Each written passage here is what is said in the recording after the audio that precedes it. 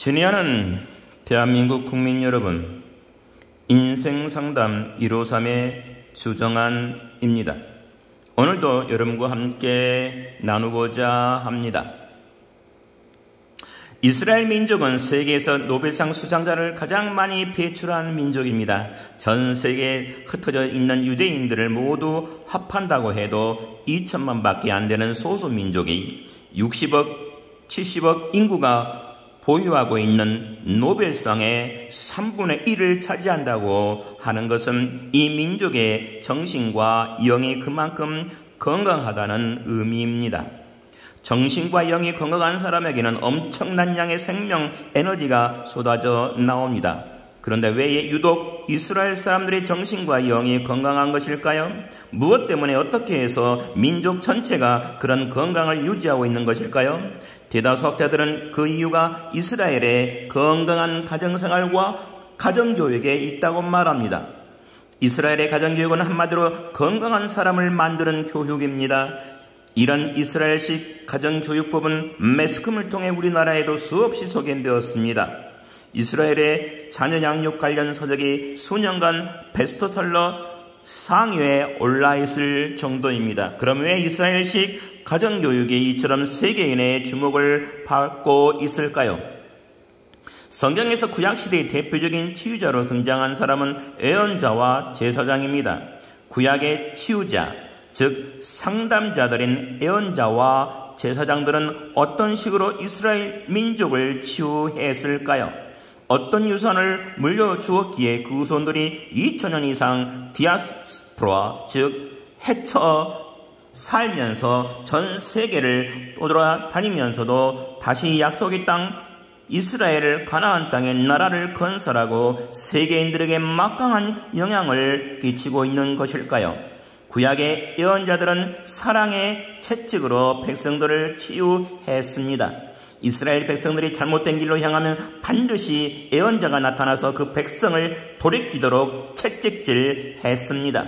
예언자들은 자기 백성들을 향해 서슴없이 독사의 자식들이라고 할 정도로 독소를 퍼부으며 백성들에게 그들이 저지른 죄악을 상기시켰습니다. 이렇게 입이 험했던 예언자들은 오래 살지 못했습니다. 대부분 살해당하거나 처형되었습니다. 용케 죽음을 면했다고 해도 험난한 인생을 살아갔습니다. 그런데도 이스라엘 민족이 잘못된 길로 들어설 때마다 반드시 죽음을 두려워하지 않는 예언자들이 나타나 백성들에게 다시 하나님 앞으로 돌아오도록 촉구했습니다. 어느 민족이든 어려울 때 예언자가 나타나지 않는 민족은 역사에서 사라져 버립니다. 반면에 제사장은 구제하며 용기를 주는 말로 백성들을 위로했습니다. 고아와 과부, 가난한 자들과 근심에 쌓인 사람들을 찾아가 위로하고 도와주면서 백성들을 치유했습니다. 함께 울고 함께 고민하고 함께 기뻐하면서 백성들과 고락을 같이 했습니다. 평상시에는 그러니까 이스라엘 민족이 하나님 앞에 바로 서 있을 때에는 제사장들이 치유자의 역할을 감당했습니다. 그러나 비상시에는 예언자들이 나타나 백성들에게 사정없이 매질을 가했습니다. 매질도 치유의 한 형태이기 때문입니다. 구약에서는 이렇게 제사장과 예언자들의 역할이 서로 균형을 이루고 있었습니다. 이러한 상황은 그대로 우리 가정에도 적용될 수 있습니다. 아버지는 예언자의 역할을, 어머니는 제사장의 역할을 균형 있게 잘 감당한다면 자녀들에게 건강한 유산을 물려줄 수 있을 것입니다. 예를 들어 아버지는 아이들이 잘못했을 때 깊은 애정을 가지고 안 돼! 라고 말하며 매를 둘 줄 알아야 하고, 어머니는 아버지에게 매맞고 울며 달려오는 아이를 껴안고 아버지의 매가 또 다른 형태의 사랑임을 가르쳐 주어야 합니다. 즉 엄한 아버지와 자애로운 어머니의 균형 잡힌 사랑을 받고 자란 아이는 영과 육이 모두 건강합니다. 정신병원에 입원해 있는 환자들을 조사해보면 포악한 아버지 밑에서 자란 경우가 많습니다. 만일 어머니가 어렸을 때부터 이들을 깊이 위로하고 달래주었다면 이들은 비교적 건강하게 자라났을 겁니다. 그러나 한술 더 떠서 자신의 책임은 등한히 하면서 그 책임을 남편에게만 돌리며 나 몰라라 하는 어머니 밑에서 자랐다면 아이들은 정신적으로 치명적인 상처를 입게 됩니다. 요즘 우리나라의 추세를 보면 엄한 아버지, 자애로운 어머니의 전통적인 가정에서 엄모자부의 형태로 바꾸어가고 있습니다.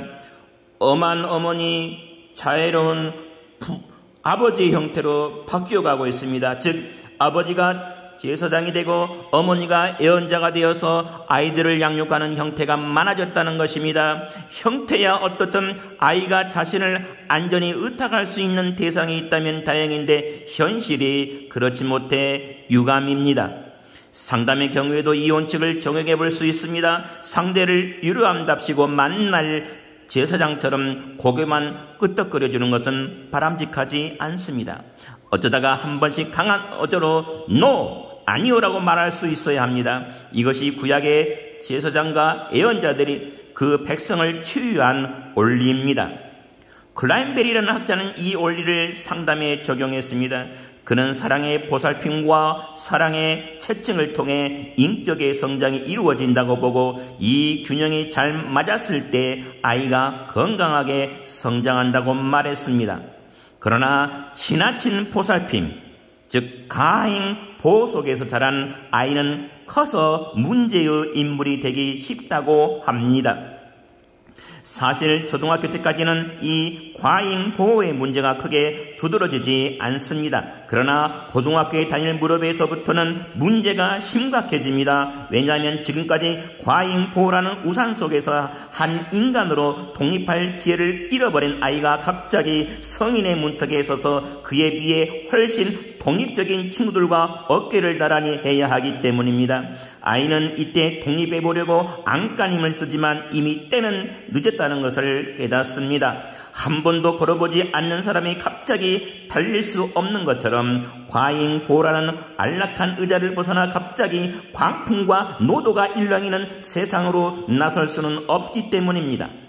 다른 아이들 모두 천천히 세상으로 나갈 준비를 하고 있을 동안 과잉 보호라는 요람에 누운 채 성장을 멈추어버린 아이가 갑자기 열린 성인 세계의 문턱에 홀로 남겨질 때 더욱 이 세상에 거센 비바람이 간단없이 그에게 부딪혀올 때 아이는 혼돈성에 헤매게 될 것입니다. 자신이 과연 누구인지 알 수 없게 되는 것입니다. 그러면 끝내 정신분열증이나 정신 이상을 일으킵니다. 이것이 지나친 보호가 빚어내는 결과입니다.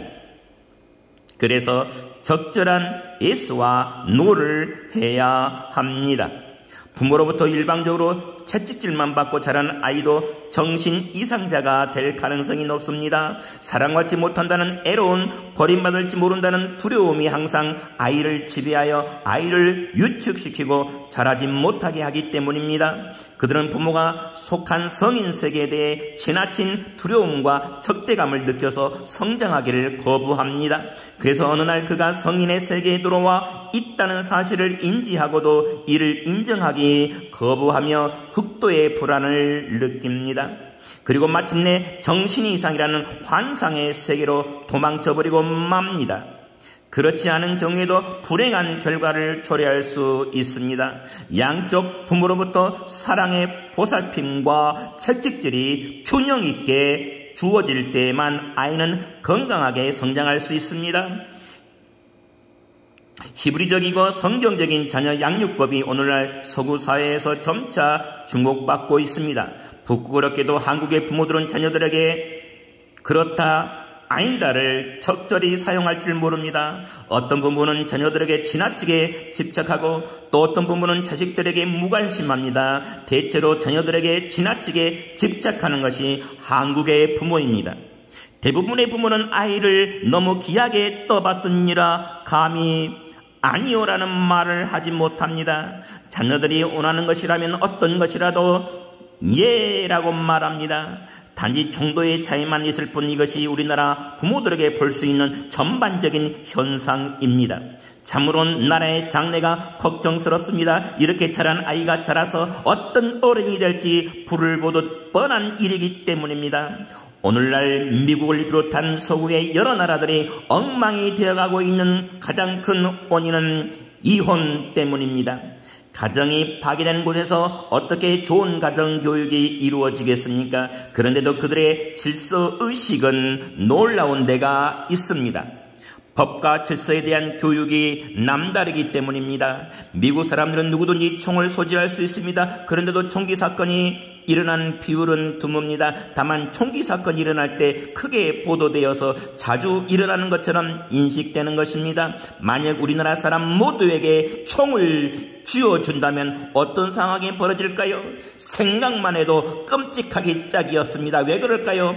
가정에서 법과 질서를 제대로 교육하지 않기 때문입니다.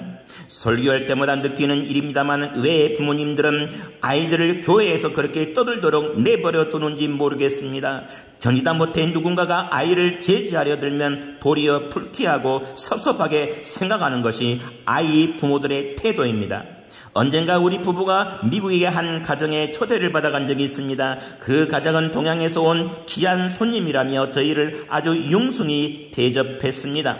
그런데 처음에는 조용히 앉아있던 그 집의 아이가 시간이 흐르면서 장난을 치기 시작했습니다. 손님이 왔다고 신이 났던 모양입니다. 그러자 아이의 아버지가 우리에게 정중하게 사과한 뒤 아이를 데리고 방을 나갔습니다. 식사 도중이었고 아이의 장난도 이해할 만한 것이어서 별일 있으리야 싶었는데 잠시 후 옆방에서 아이를 사정없이 때리는 소리가 들려왔습니다.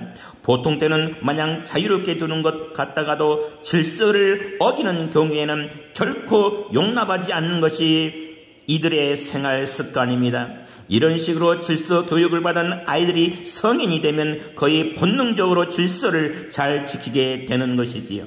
질서를 어길 때마다 부모로부터 아니요, 노라는 호된 질책을 받고 자란 아이들에게 질서란 지키는 일보다 어기는 일이 더 어렵게 느껴질 수밖에 없습니다. 그래서인지 미국에서는 아이들이 어른 예배에 자연스럽게 참석합니다. 예배지는 떠드는 아이도 일절 없습니다. 언뜻 신기해 보이겠지만 그곳에서는 아주 자연스러운 일입니다. 이유는 간단합니다. 예배 중에 아이가 떠들면 부모가 즉시 밖으로 데리고 나가 사정없이 혼을 내니까 아이들 스스로 예배당에서는 조용히 해야 한다는 것을 너무나 잘 알고 있습니다. 아이들은 3번만 같은 일로 엄하게 혼이 나면 다시는 똑같은 잘못을 반복하지 않습니다. 그러나 아이들을 혼낼 때도 원칙이 있습니다. 서구 사람들은 법과 질서를 어길 때 아이들에게 엄한 제재를 가하고 어른들 스스로 생활 속에서 철저하게 모범을 보입니다. 이런 전통이 이역자류의 총과 빠르게 진행되는 가정의 해체 속에서도 법과 질서를 유지할 수 있는 힘을 발휘하고 있는 것입니다.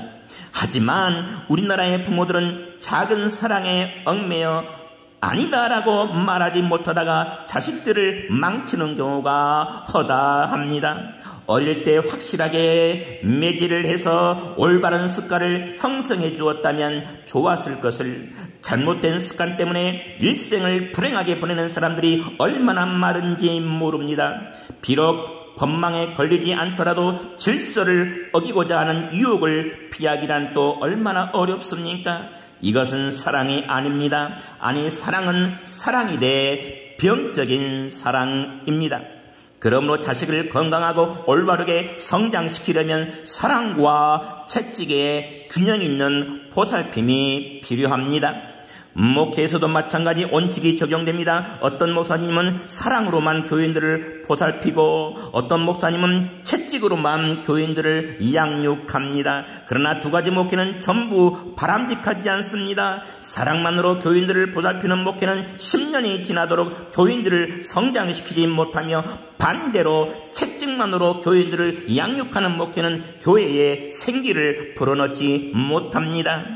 예언자적인 목회자는 설교 때마다 하나님의 질서를 떠나는 사람에게 벌이 있음을 선포합니다.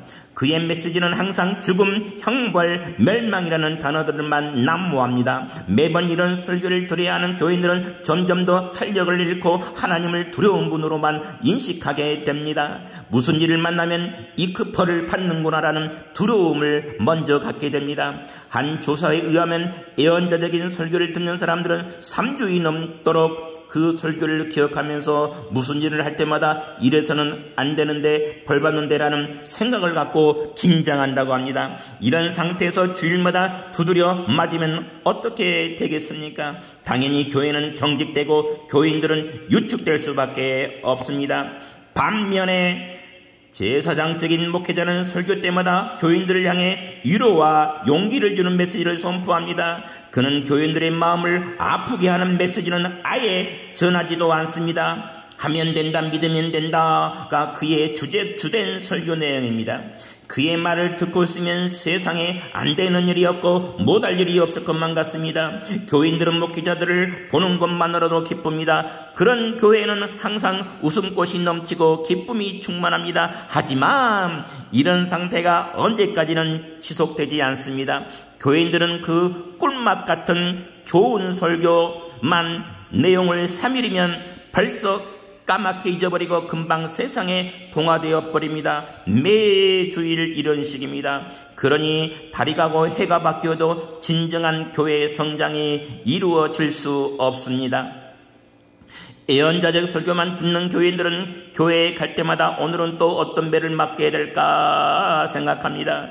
그리고 자신도 모르는 사이에 개인주의적인 사고와 행동과 신앙을 갖게 됩니다. 그렇게 3년 정도 지나면 교인들 간의 분쟁과 싸움이 일어납니다. 이런 교회는 결국 나뉘고 갈라지거나 교인들이 떨어져 나가는 결과를 맞습니다. 반면 제사장적인 설교만 듣는 교인들 사이에는 화합이 잘 이루어집니다. 헌금도 많이 하고 단합도 잘 됩니다. 그렇지만 교인들은 언제나 영적인 어린아이 수준에 머물러 있습니다. 마치 10년, 20년이 되어도 둥지 밖으로 나오지 않고 어미가 물어다 주는 먹이만 받아 먹으려고 하는 어린 새들 같습니다. 이들은 절대로 날 수가 없습니다. 그래서 어려움이 왔을 때 독립적으로 생각하고 행동하지 못합니다. 교회가 진정한 성장을 이루기 바라십니까? 그렇다면 목회자는 교인들에게 위로와 용기를 주는 동시에 때로 예언자적인 채찍질도 마다하지 않아야 합니다. 이럴 때 교인들은 목회자를 통해 평안을 느끼고 또 자극을 받으면서 성장합니다. 성숙한 그리스도는 어떤 문제에 봉착했을 때 스스로 당당히 자기 문제를 처리해 나갈 줄 압니다. 이것이 건강한 교인입니다. 그러나 이 방법이 모든 교인에게 해당되는 것은 아닙니다. 그간의 어려움을 많이 겪어서 지쳐 쓰러져가는 사람에게는 채찍질보다는 사랑의 보살핌이 더 필요합니다. 그래야 건강해질 수 있습니다. 그런 사람에게 강한 채찍질만 가한다면 견디다 못해 죽을 줄도 모릅니다. 사실 병은 절망한 사람들에게 찾아옵니다.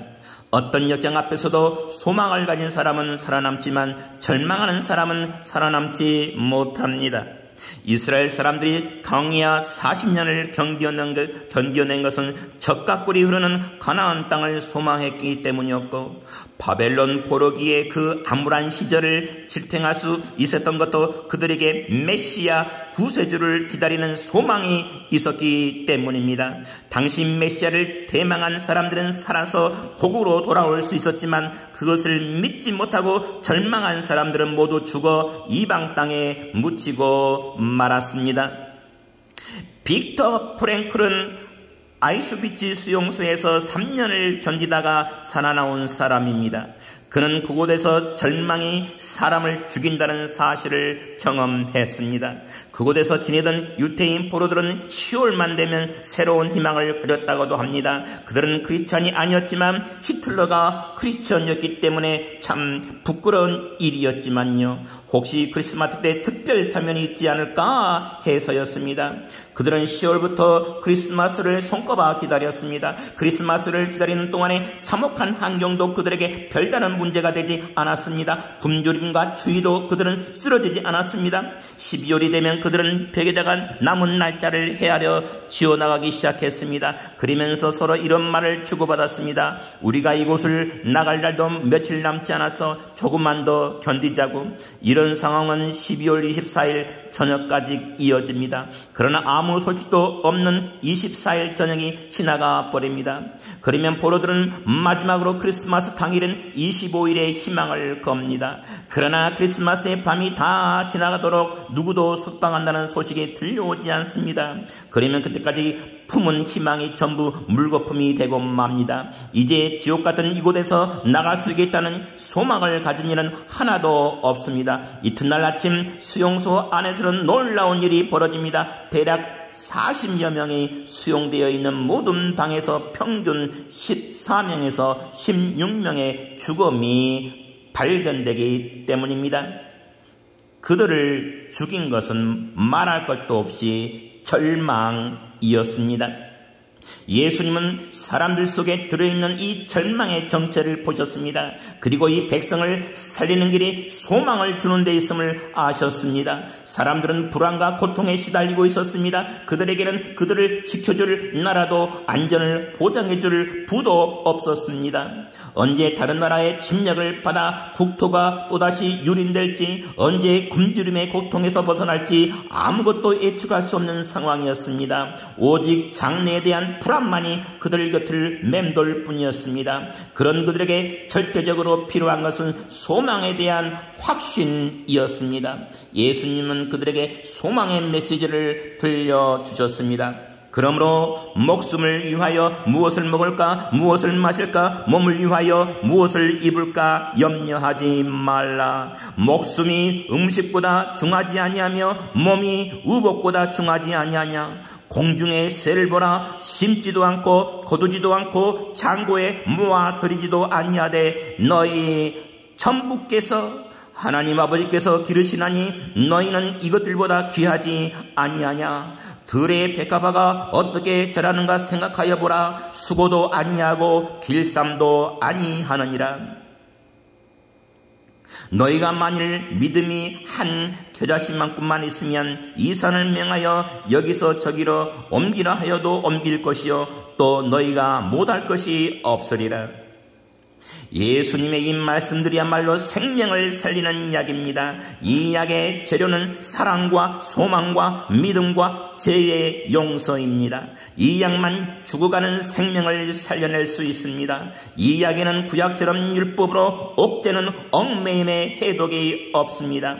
구약시대 사람들은 죄와 벌이라는 관념에 지나치게 사로잡혀 있었습니다. 그래서 오히려 죄를 감당할 길을 찾지 못했습니다. 율법의 사슬에 매여 자유를 누리지 못했습니다. 그러나 참 진리는 우리를 자유케 하는 것입니다. 신앙생활을 하면서도 혹시 내가 무의식 중에 죄를 저지른 것은 아닐까 하고 늘 불안한 마음으로 산다면 그것은 아직 참된 신앙을 갖지 못했다는 증거입니다. 아직도 율법의 감옥에 갇혀 있다는 증거입니다. 그렇기 때문에 하나님의 아들이신 예수님이 직접 죄의 용서를 선포하신 것입니다. 예수님은 사랑과 소망과 믿음과 죄의 용서라는 약으로 세상 사람들을 치유하셨습니다. 그물을 보는 자마다 병이 치유되었습니다. 소경이 눈을 뜨고 안진뱅이가 일어나고 미친 자가 멀쩡해졌습니다. 심지어 죽었던 자가 무덤에서 걸어 나오기도 했습니다. 가난한 자들과 소외된 자들에게는 소망의 위로를, 갇히고 눌린 자에게는 자유하는 복음을 선포하셨습니다. 가는 곳마다 이적과 기사가 일어났습니다. 이스라엘 전역에 새로운 희망의 메시지가 전해졌습니다. 누구든지 예수님을 믿기만 하면 모든 고통과 질병과 슬픔에서 해방된다는 복음이 선포되었습니다. 하지만 이스라엘의 기득권자들은 이를 거부했습니다. 불법으로 이득을 취한 사람들은 그분의 길을 막고 그분의 말을 애곡했습니다. 예수님이 하늘로 올라가신 후 초대교회에 성령이 임하면서 이적과 기사가 일어나기 시작했습니다. 예수님의 제자들이 가는 곳마다 또 모이는 곳마다 기적이 일어났습니다. 눌린 자들이 해방되었습니다. 치유의 역사가 일어났습니다. 하지만 동시에 엄청난 박해도 있었습니다. 그들은 핍박을 피해 지하 수십 미터 때로는 150미터 이상의 깊은 무덤 속으로 숨어 들었습니다. 카타콤이지요. 그들은 거기서도 날마다 주님의 치유의 손길을 경험했습니다. 주님이 주시는 참된 자유와 해방을 누릴 수 있습니다. 누구든지 예수 그리스도를 믿는 자마다 멸망치 않고 구원을 얻으리라. 감사합니다. 주정환이었습니다. 다음 시간에 뵙겠습니다. 감사합니다.